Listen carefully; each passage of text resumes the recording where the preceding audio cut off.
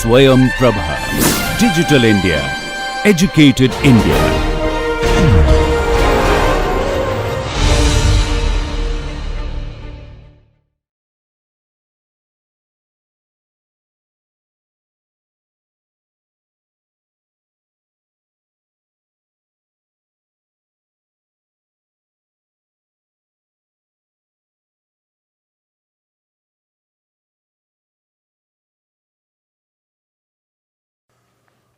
Welcome to the 17th module in the series Marketing Management, a VUCA perspective. We are discussing fundamentals, and I am your friend and partner on this lovely journey, Siddhi Prad Bhattacharya.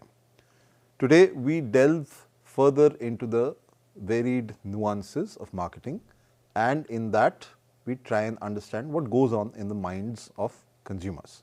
In order to do so, we must delve deeper, and therefore we bank upon one of the greatest advertising minds quotes to begin this conversation. David Ogilvy said, "Consumers don't think how they feel, they don't say what they think, and they don't do what they say." So it's a very, very complex conundrum, and we have to figure out our way of understanding how consumers actually think, feel, do, and speak about it. This brings us to the topic of getting under the consumer skin. We grapple with the core human insight, which brings us to the very, very dense and very, very diverse topic of market research. Market research provides a much needed probe into what actually makes the consumer tick and what pushes them closer or further away from buying into a brand. Today, we are trying to start finding out what market truths we can find from market research. So it is definitely the preparatory cornerstone of marketing success, and marketing requires making decisions in a fast changing world, which is both in the form of an art and science. Successful marketers recognize that the marketing environment constantly presents new opportunities and threats, and they understand the importance of continuously monitoring, forecasting, and adapting to that environment. To make the best possible tactical decisions in the short run and the most effective strategic decisions in the long run, marketers need timely, accurate, and actionable information about consumers, the competition, and definitely the brands. So gaining a mere marketing insight and understanding its implications can often lead to a successful product launch or spur the next growth cycle of a brand.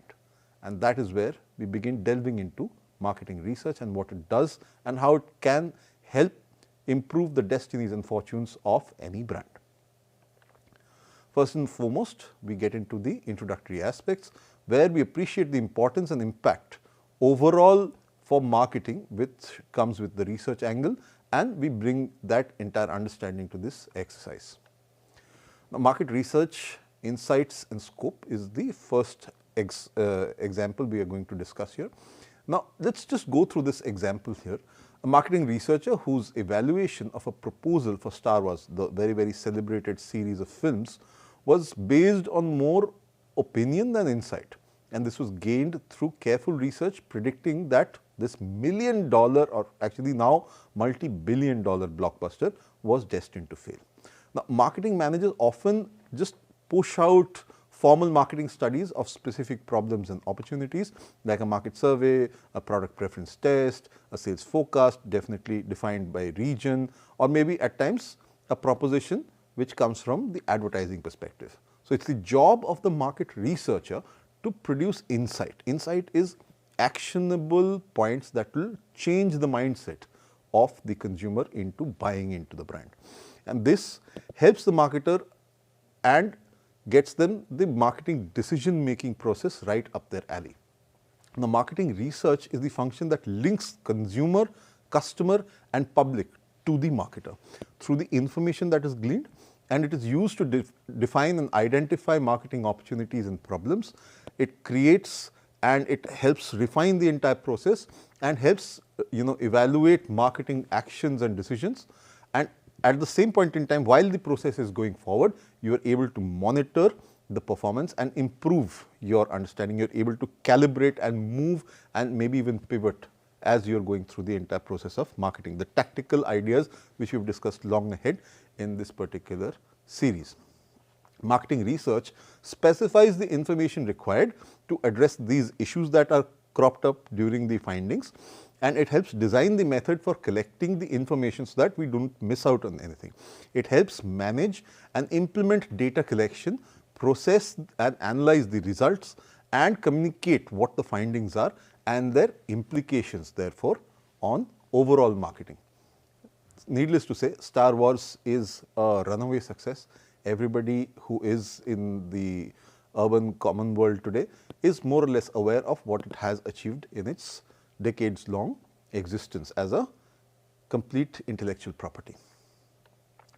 Now, let's look at a couple of case studies to understand this in further detail. Walmart at a point in time had the challenge to revamp the brand conception from a cheap large departmental store to something which was lifestyle enhancing. And their insight was that low prices, which was what they were known for, and the emotional benefit of being able to discern and find out stuff that actually costs less, turns the regular consumer into a smart shopper. So, because of this, they actually launched a campaign called Save Money, Live Better. And this campaign resulted in a Rebrand 100 Global Award and obviously changed the destinies of Walmart. All of the inputs, the insight which we are talking about, it all came from market research. In the case of the pharmacy brand Walgreens, the challenge again was to reposition themselves from being a convenience store to being a premium healthcare brand. Here, the insight was that they have to actually push forth the wellness offerings that were on call and available inside a store. So, here they highlighted the clinics and wellness services that they were promoting, and the result was in the revenue rose about 14% in 3 years.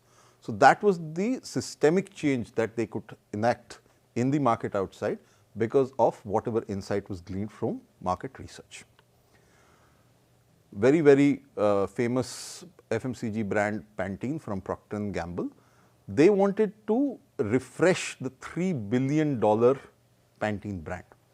Here, the insight was that there are emotional connects to hair from neuroscience research which they wanted to bring forth. So, hence they reformulated their products, they redesigned their packaging, and they streamlined the collections that they had, emphasizing the products, their utility, and the emotional connect to what happens as a result, how you protect yourself from hair loss, how you are able to have better, beautiful looking hair, and that helped revive the perception of the brand overall.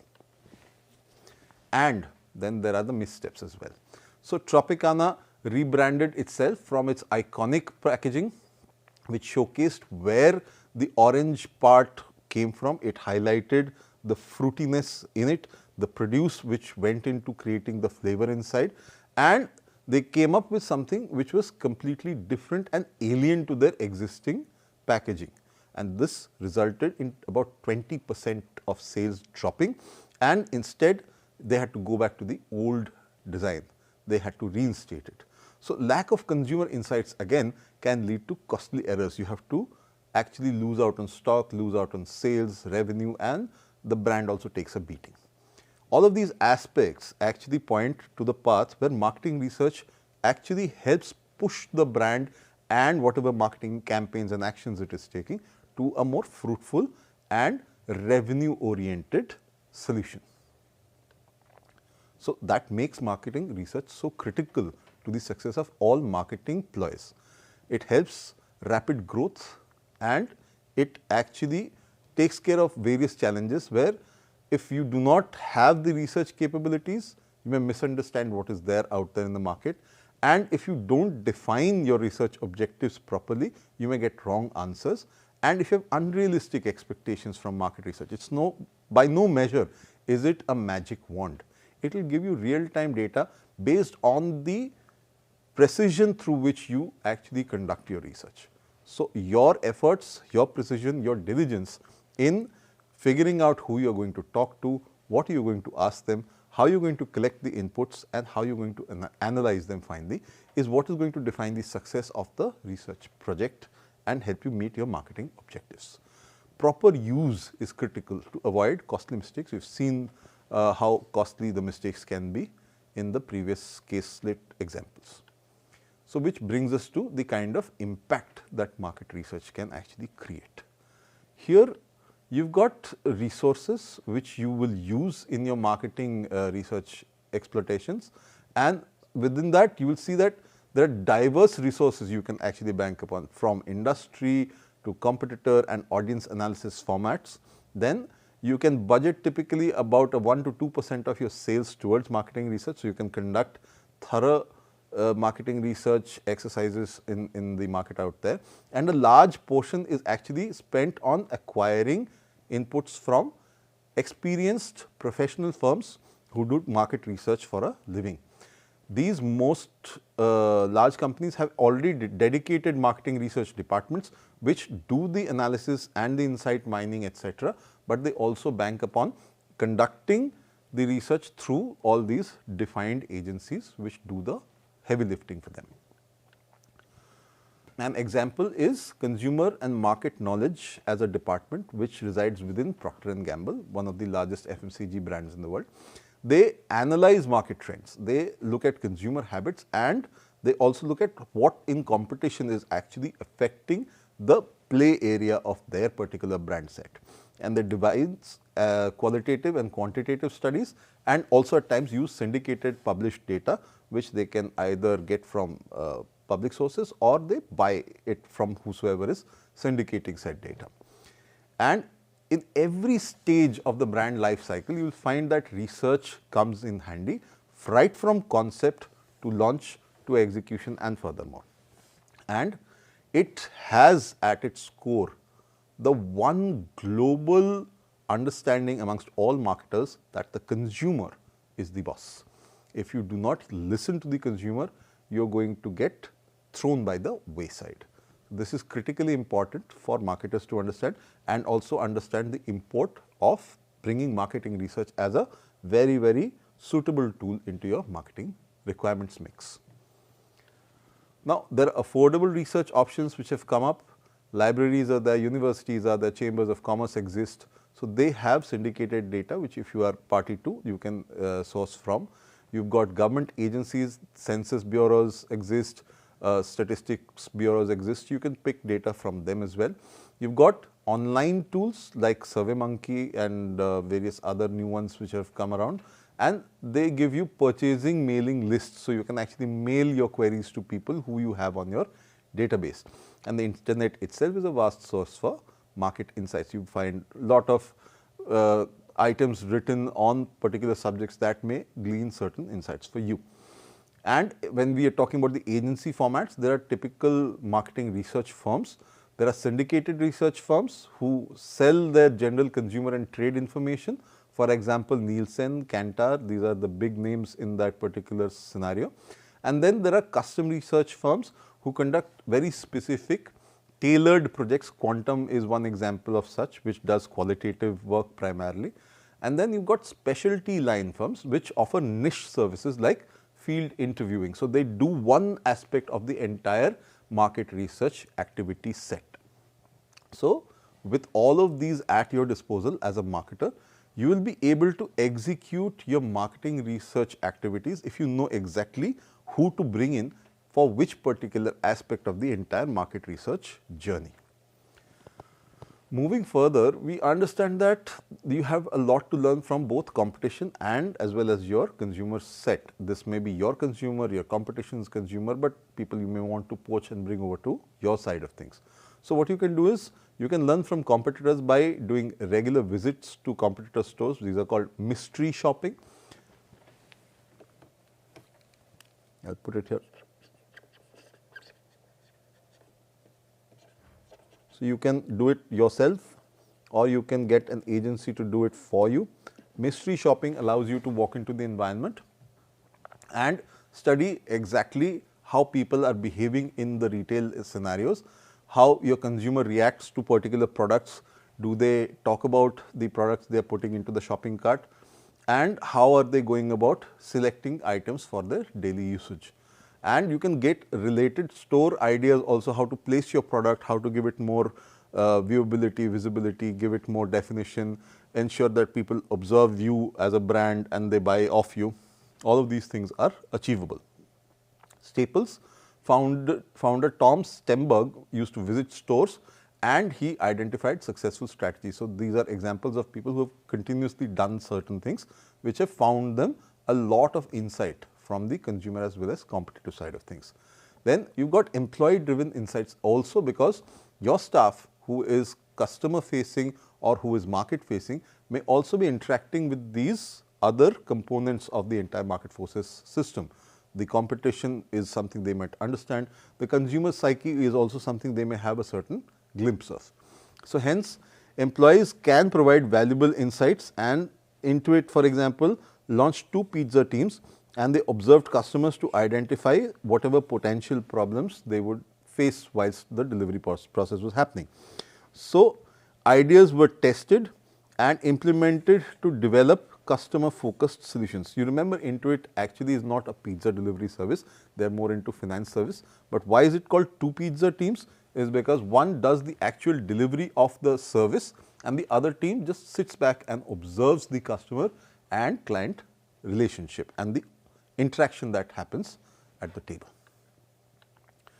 Now, market research impact also gets into a lot more areas, and there is a whole process where the action of market research gets defined. While you want to do research, you will have to walk through these steps very systematically, so that you are able to arrive at the final outcome, which is the answers to the questions or the hypotheses which you may have in mind. You first start with defining the problem, then when you are ready with what your problem is, then you develop the research plan, so that you are able to look at how you want to unfold the research and go further. Then further you will collect the information, you will analyze it and finally make your marketing decision. So, the steps before making the actual decision are where the research part of it culminates.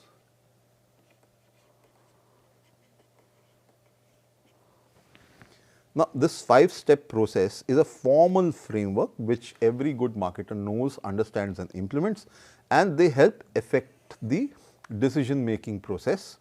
And for example, one small caselet is provided here. American Airlines had in-flight entertainment options. Now, you had options like you could get ultra high speed Wi-Fi, you could get access to 124 channel HD satellite cable TV, and you could also get your personalized video entertainment systems. In first class, passengers typically preferred the ultra high speed Wi-Fi. Yes, there was a cost involved. The research objective was to determine what interest they had and what kind of price willingness did the customer actually have. The projected outcome gave them that there was an estimated $70 million in revenue which they could glean from this over a period of a decade. And the cost of $25 per passenger actually helped recover $90,000 per plane towards the setup cost. So, this was actually a very effective way to recover money of what you put in terms of infra to get hold of that Wi-Fi whilst in flight. The key insight here was data driven decisions ensured that you could actually recover the cost and you could also satisfy your customer at the same point in time. So, all of this was something which was derived from customers across digital usage interfaces.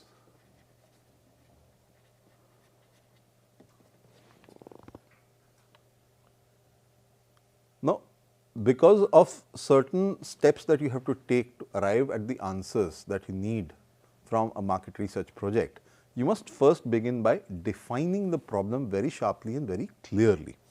What you need to do is, you need to take your broader problem. For example, you get requests from your teams like, find out everything about first class air travelers' needs, which results in excessive unfocused data and you may not be able to actually glean any insight which is usable out of it for your marketing purposes. This may not finally end up addressing any actionable questions. So, you have to take that larger, broader problem and narrow it down. How do you do that? You ask, will $25 Wi-Fi on a B777 break even in a year? This is a question which you must use in terms of the precision and in terms of the sharpness of the questioning. Now, this might overlook broader strategic opportunities and it may give you alternate solutions also. Now, the key questions to consider here is, why is the service priced at $25? What is the hypothesis behind it? Could it instead be at $15? Could it be $35? What would make it more effective?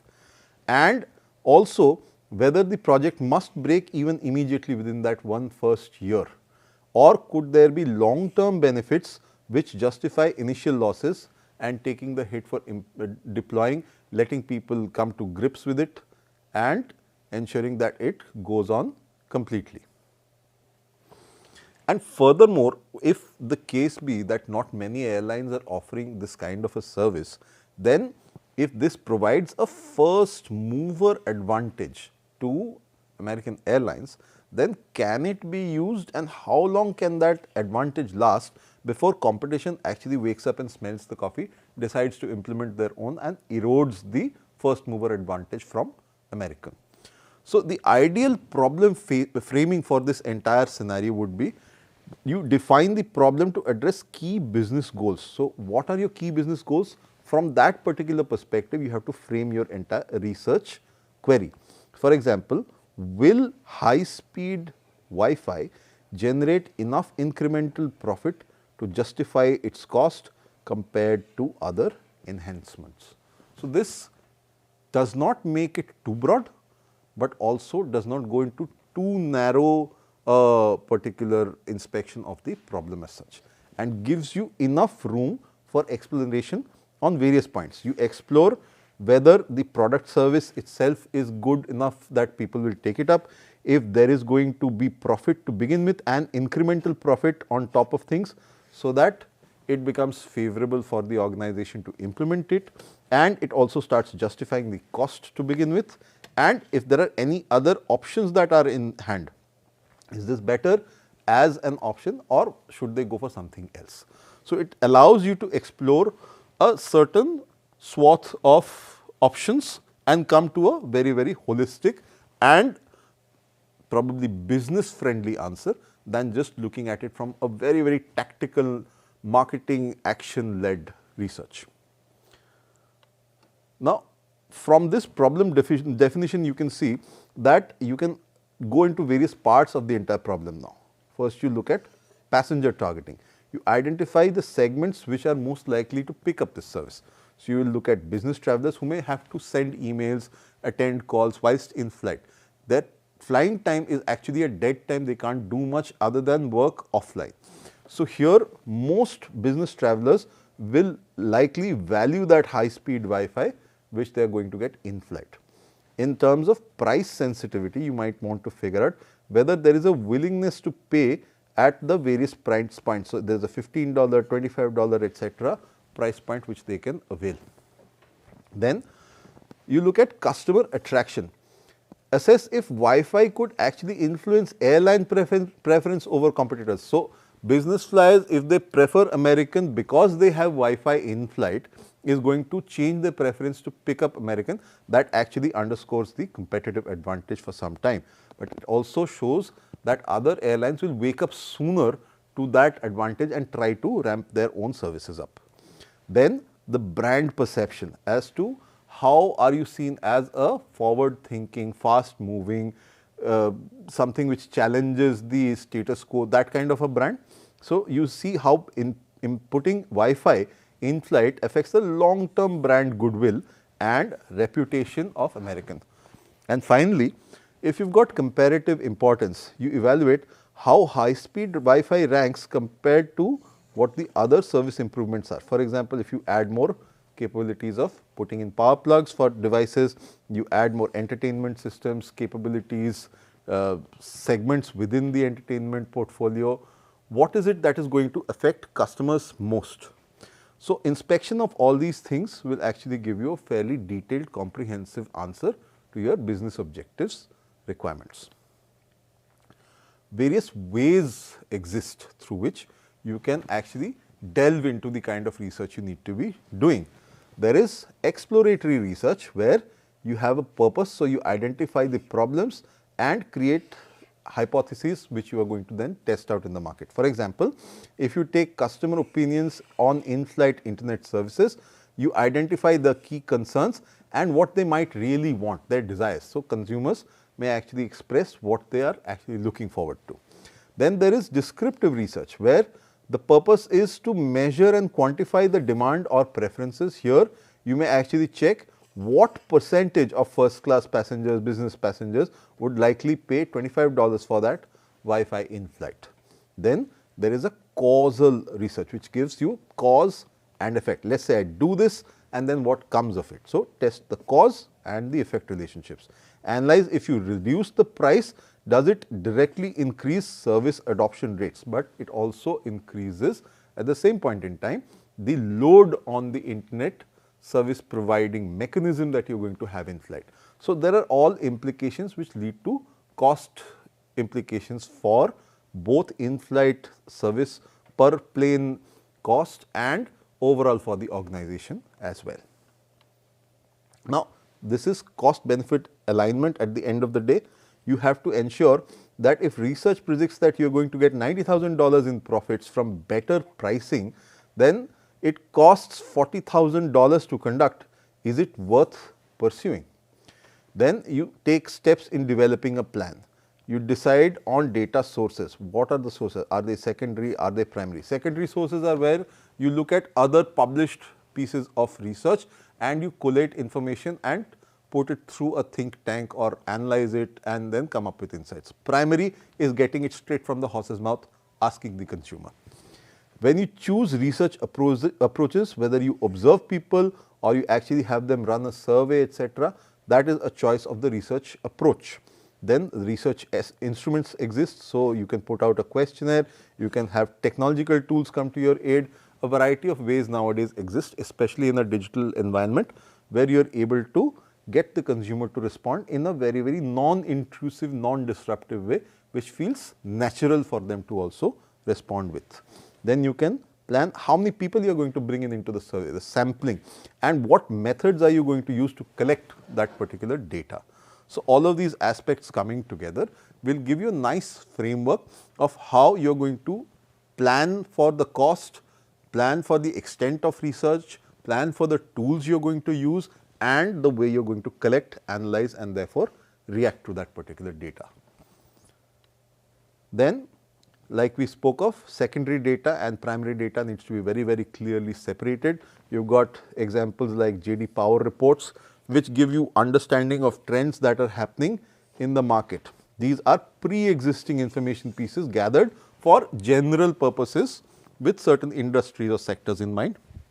And primary data is fresh data which is specifically for the project, collected directly from the horse's mouth, the consumer's answers. So, here you are conducting surveys or in-flight experiments and therefore, you try and understand the passenger's preferences. This helps you get a direct insight, empirical evidence as to how a customer reacts in that particular situation or scenario. Then you have got observation research where you watch real time behavior of what consumers do when they are put into that environment. So, is there some traffic increase? Now, is there some preference in this case for your airline compared to others if you put this out? And is there more product interaction? Can you put up a kiosk pre-flight so that people can actually choose to opt in for a Wi-Fi, pay upfront and use a code or something when they enter the airplane itself and start using Wi-Fi. T-Mobile, a mobile company from Britain, tracks customers' time spent near displays and products in stores. It actually checks these things through technology and ensures it understands how customers react to displays when they are in the vicinity. Then there is ethnographic research which has immersive techniques to understand cultural, emotional drivers These are long tail, long time and very, very investigative researches requiring observation over a defined amount of time, so that brands can understand in detail what are the drivers that actually click in the minds of the consumers, pushing them towards a certain decision.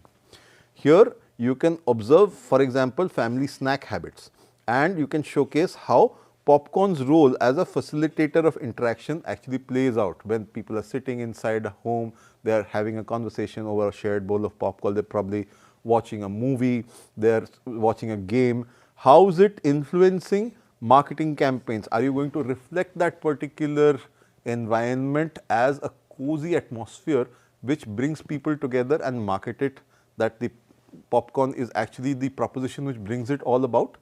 So, these are various things that give careful consideration to marketers' planning, and that is how research actually helps them define the path in order to reach a particular end objective from marketing's perspective.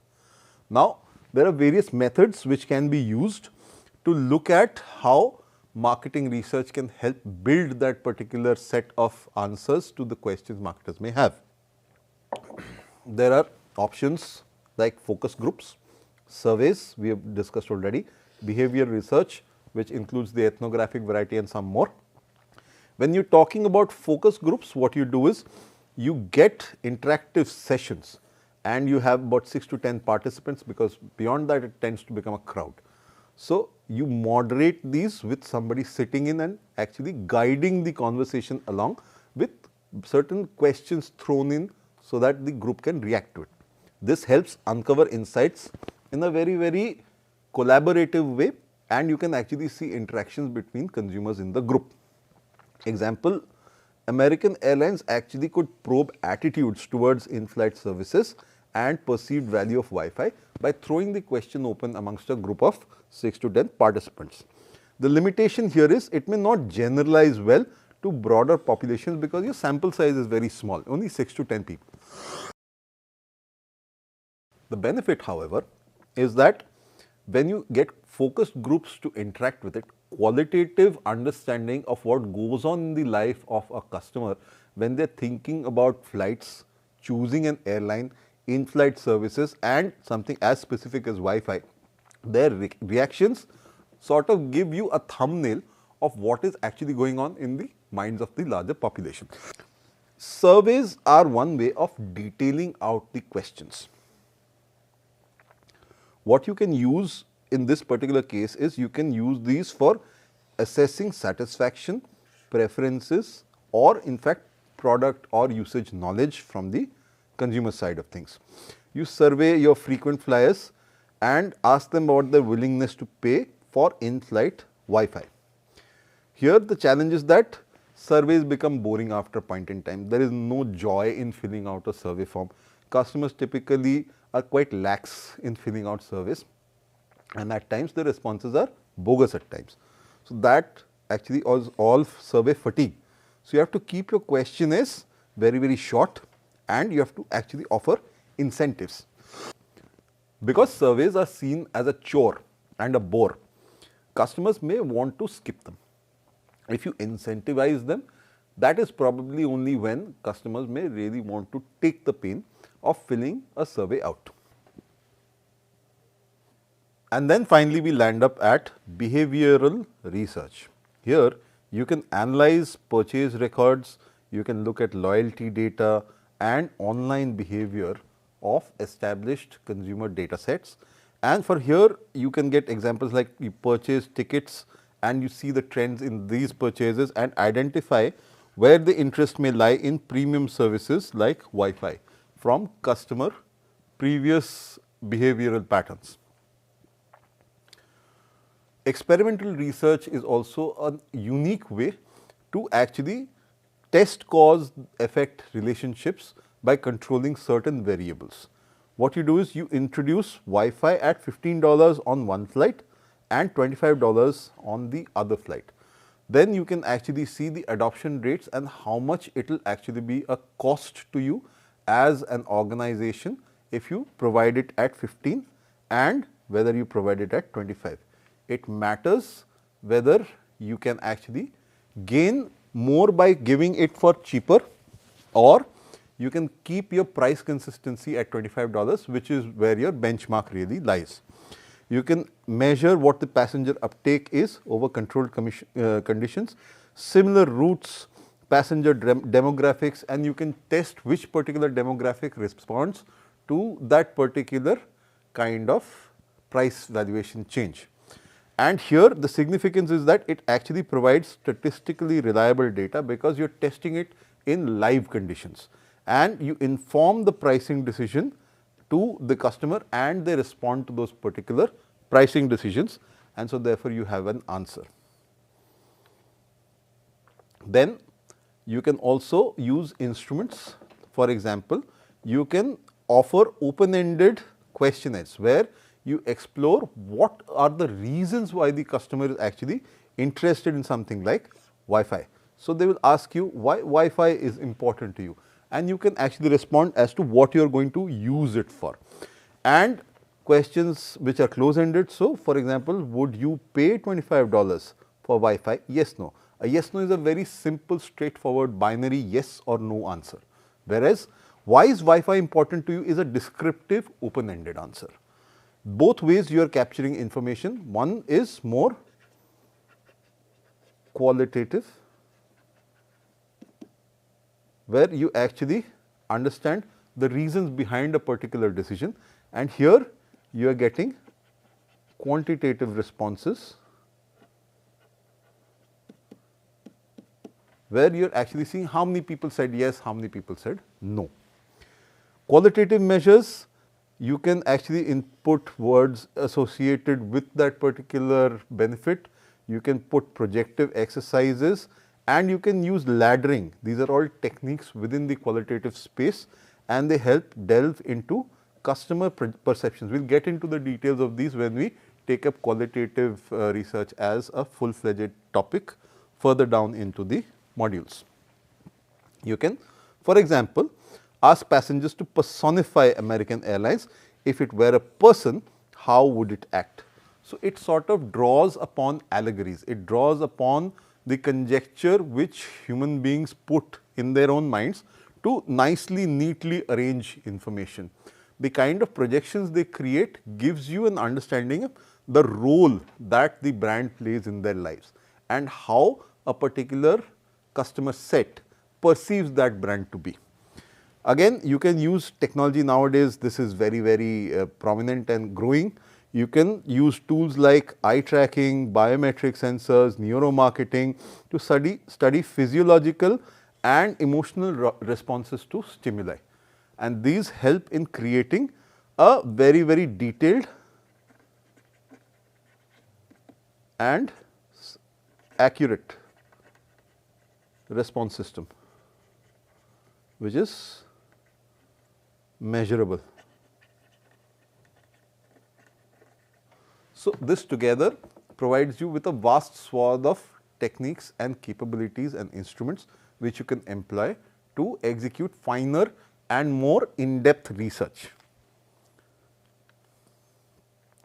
Neuromarketing, in fact, measures brain activity with willing participants obviously, and assesses the effectiveness of an ad or a brand affinity from a certain few stimuli that the people responding to are exposed to. You can use fMRI scans to identify how Super Bowl ads are and how they elicit strong emotional responses to consumers. In India, instead of Super Bowl, you can use IPL, which is India's answer to Super Bowl, and you can use these examples of ads if you are doing neuromarketing to check what the reactions of your willing set of test consumers are to ads which are thrown at them during that particular period.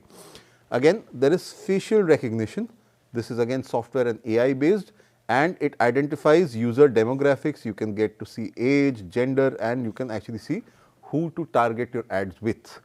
You can have interactive billboards in malls displaying tailored ads based on a detected age group. Obviously, when the camera actually spots a certain threshold number of participants in the crowd, it projects that kind of ad for that audience to see, and if they are from that demographic, will they respond to it? That is also measured. How they respond, what the facial recognitions are, what kind of signatures do they respond to and showcase is also something which gets studied and captured.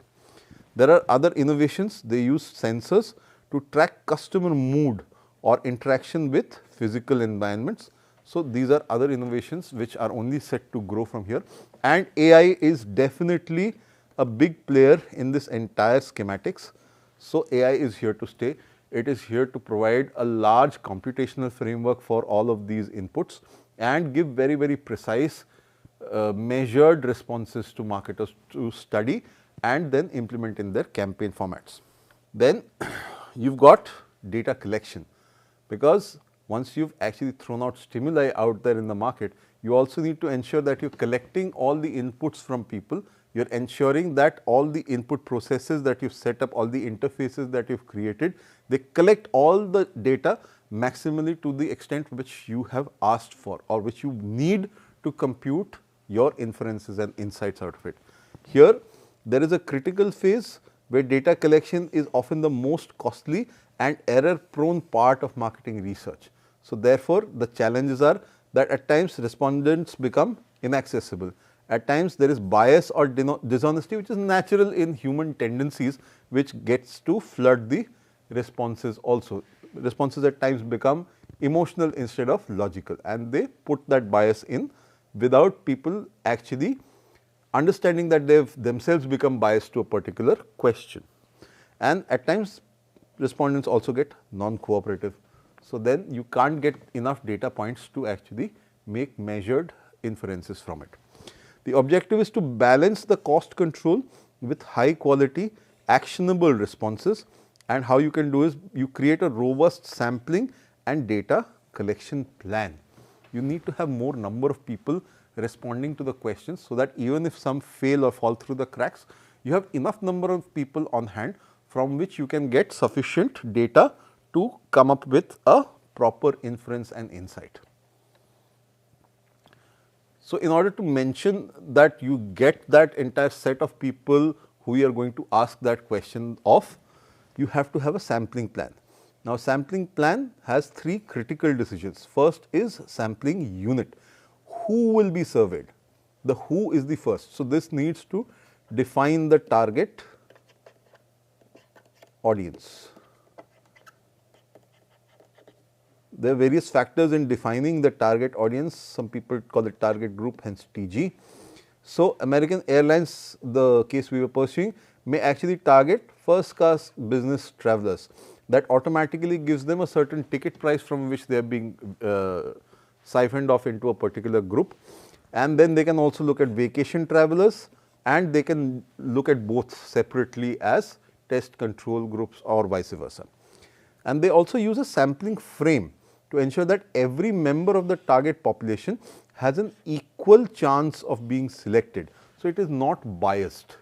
It does not promote one particular respondent over the other, but yes, you limit it to a certain number.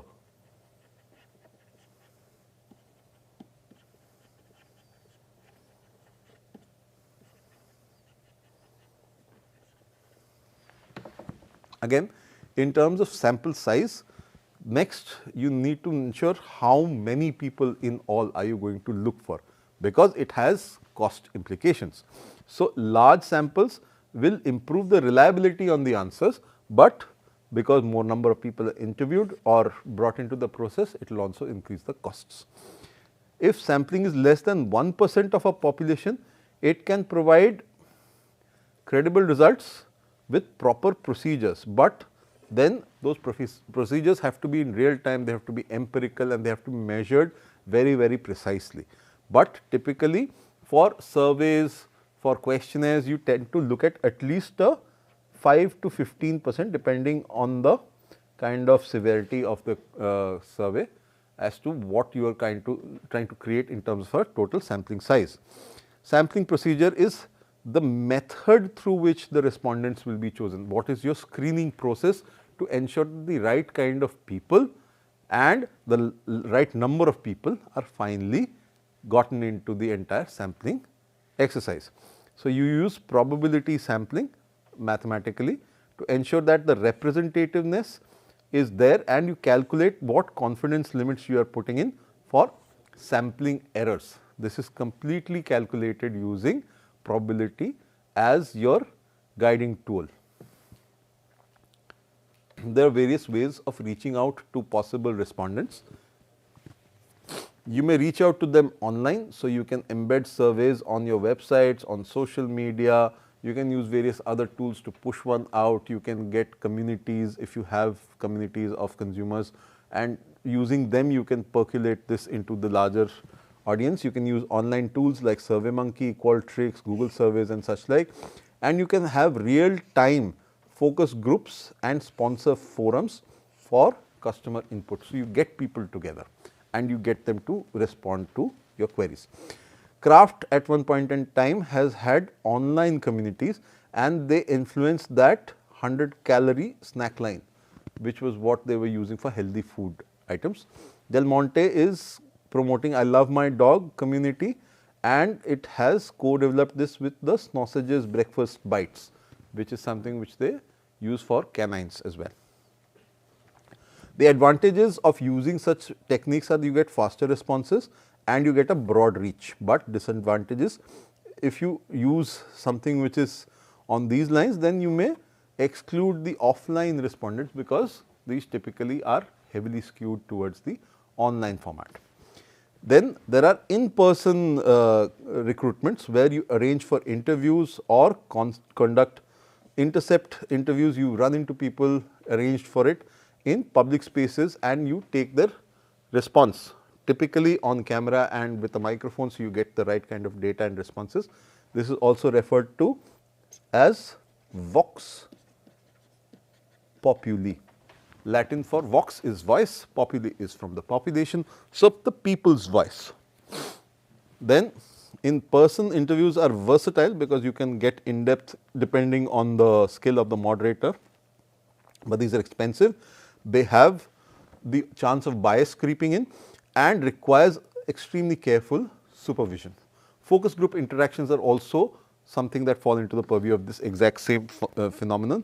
Then you have got mail and email researches, where you get to hard to reach respondents on sensitive topics, things they can answer in the privacy of their own spaces, but these are low response rates and slow response rates. So, response rates are very, very low. People at times skip researches which come over email or mail, and the response time is also delayed at times. So, you may not exactly find a very, very conducive response on these. Then there are telephone responses where you can get quick follow-ups, you can get clarifications, and these are possible ways to input, collect inputs from your end consumers. But they also declined effectiveness due to there is certain amount of resistance to telemarketing. Somebody has called you and it is an unsolicited call, there are chances that you may just drop the call. So, that is typical consumer behavior again coming into play. Again, you can use technology to enhance the research. You can track the click streams, how people are going through one click to the other and looking at their progression through online presence. So, you see how they navigate websites and get behavioral insights, what they are probably looking to understand from the page that is being served to them. You can do A/B testing, which is similar to that $15, $25 control and test environment testing. Here you can put different prices, you can put different headlines, you can put different product features and see what their effectiveness is all about. Then you can do text messaging, where you can conduct chats, you can probe deeper using focus groups, or you can guide respondents towards an actual survey form. And this is especially effective for engaging teams, because teens typically have certain behavioral patterns which pushes them towards that particular angle, and they also at times tend to have a sparring kind of response to certain challenges. So, they respond to a survey and they collaborate and they actually put in their inputs. When you got really large data sets, you have to get into data mining.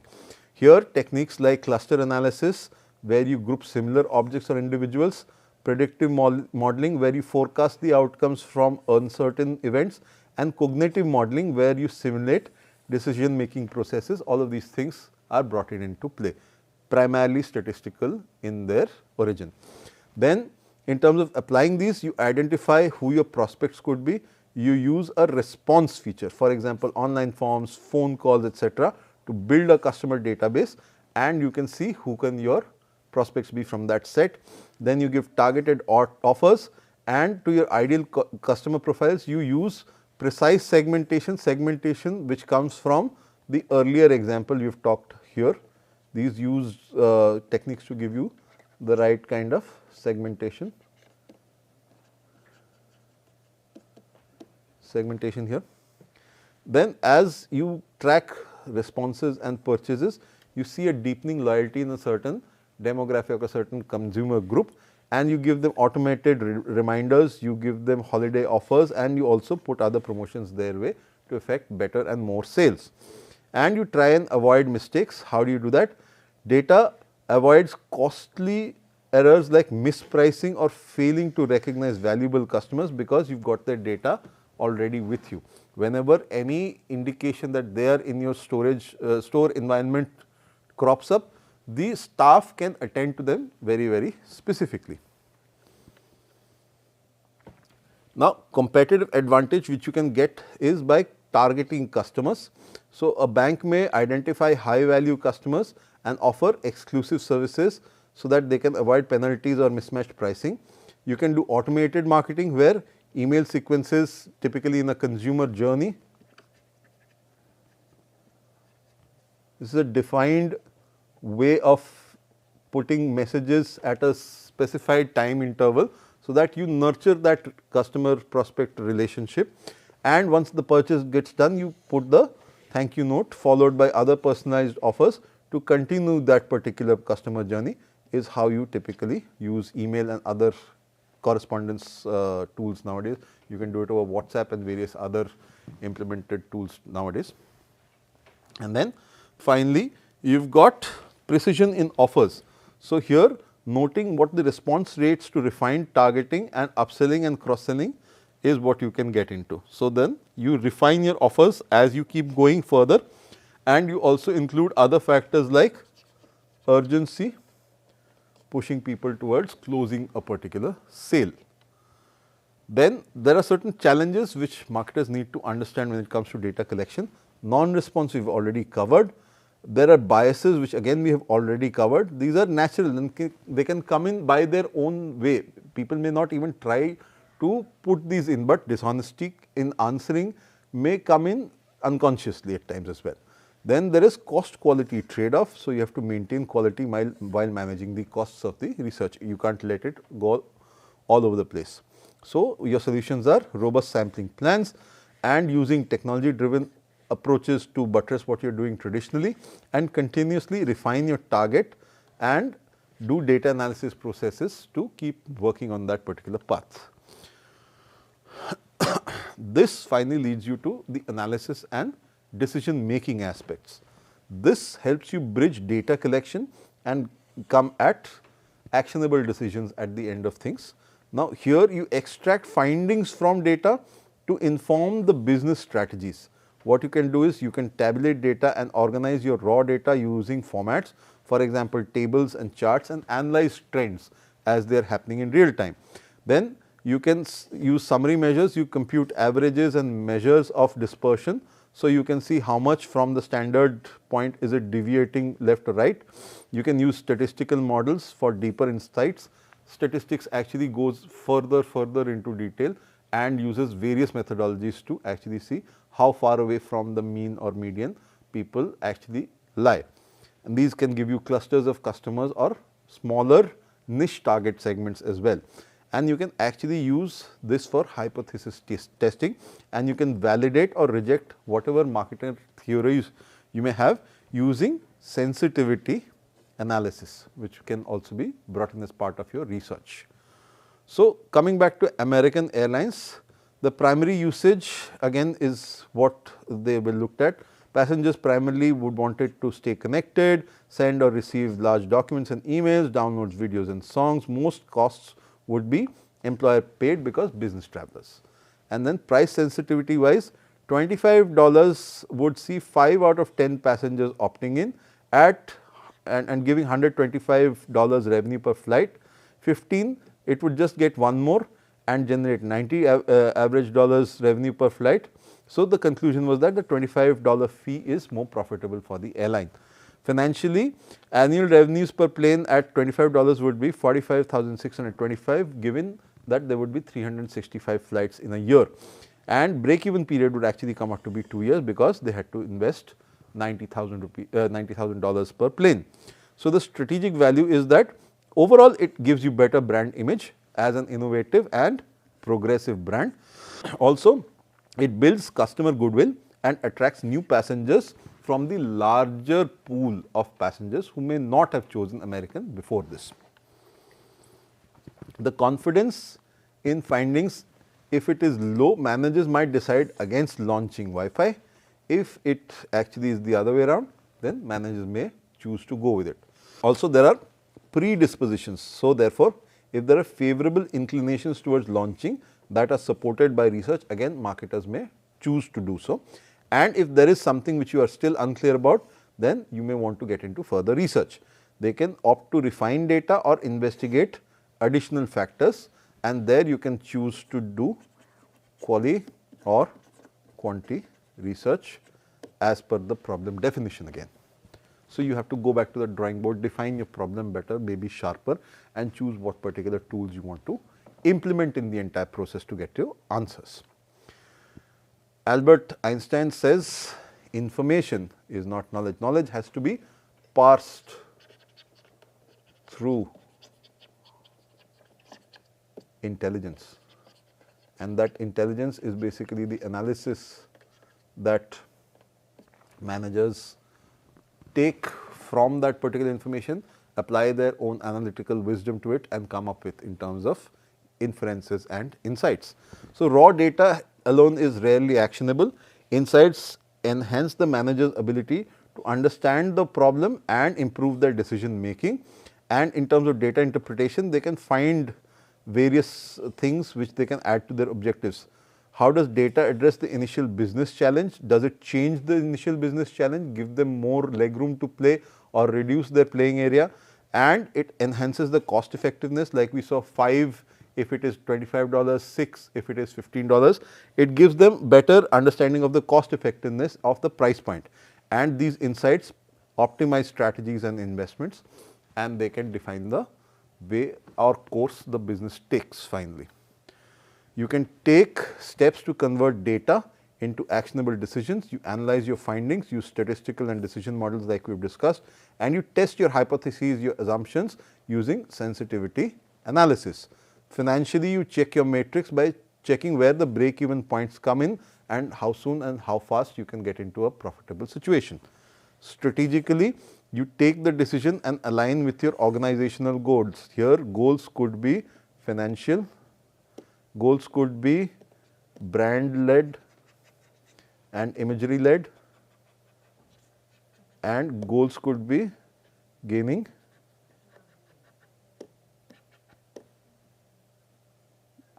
customer market share as well. All of these things were typically being helped along by that $25 Wi-Fi package in flight. So, the airlines in more often than not certain circumstances would veer towards it. So, here the intangibles like we spoke of, brand perception, customer loyalty and goodwill, are aspects which must be also considered as part of the entire mix. So, together all of this thing puts marketing research into a certain perspective for us to look at, and it is not just a box to check, it is a foundation for making informed and impactful decisions.